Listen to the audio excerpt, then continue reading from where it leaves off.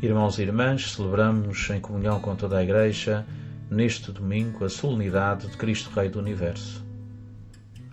Eu guardarei as minhas ovelhas para as tirar de todos os sítios em que se desgarraram num dia de nevoeiro e de trevas.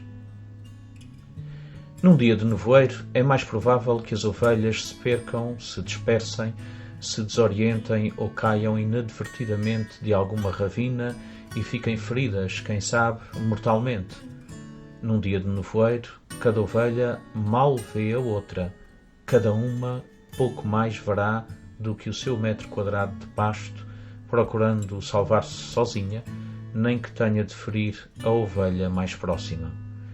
Por isso o bom pastor, que vê o rebanho ameaçado pela dispersão, pela desorientação, pela fuga, pelo egoísmo e pela confusão, sai do redil, atravessa os vales tenebrosos para agarrar, para guardar, para cuidar, para curar, para reunir e apacentar cada ovelha no calor do seu abraço, no abrigo do seu redil.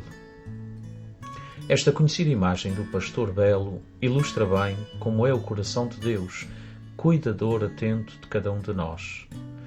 Mas a outra imagem, a de um dia de nevoeiro, traduz de modo muito adequado os tempos incertos, inseguros e imprevisíveis que vivemos com o surto desta pandemia. Estamos a atravessar um denso tempo de nevoeiro. Não vemos nada ao longe. Vemos muito pouco e vemo-lo a muito curta distância. Deste modo, só podemos avançar por passos pequeninos até ao escasso horizonte do que a nossa vista alcança. Os tempos nebulosos da pandemia não nos deixam programar a nossa vida a médio ou a longo prazo. Ora, a tentação, quando perdidos no meio do nevoeiro, é pararmos com medo ou querermos voltar ao ponto de partida. Ou é ainda a tentação de escaparmos sozinhos entre mortos e feridos. Mas o verdadeiro caminho de saída num dia de nevoeiro não é esse. É antes o de avançarmos todos juntos, devagarinho. É o de confiarmos no pastor que vai um passo adiante de nós e nos estimula a seguir em frente na certeza de que por ali se acha passagem. Este é o tempo de nos deixarmos guiar pela mão firme do Senhor, o bom pastor, que conhece o caminho, que nos desafia a caminhar juntos, até que os nossos olhos se abram, iluminados pela sua luz, que dissipará todas as nossas trevas. Irmãos e irmãs, neste tempo de pandemia, as lentes dos nossos óculos ficam embaciadas e intensificam o cenário nebuloso e quase nos impedem de ver os outros. Esse é o grande risco.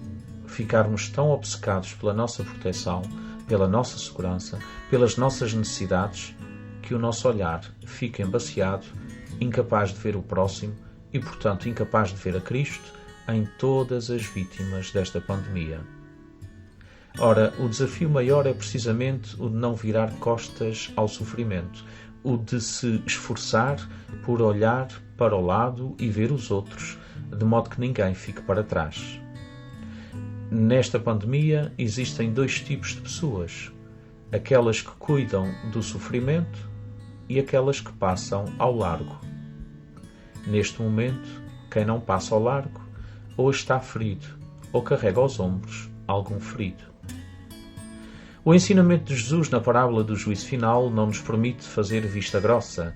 Sempre que deixastes de o fazer a um dos meus irmãos mais pequeninos, a mim o deixastes de fazer.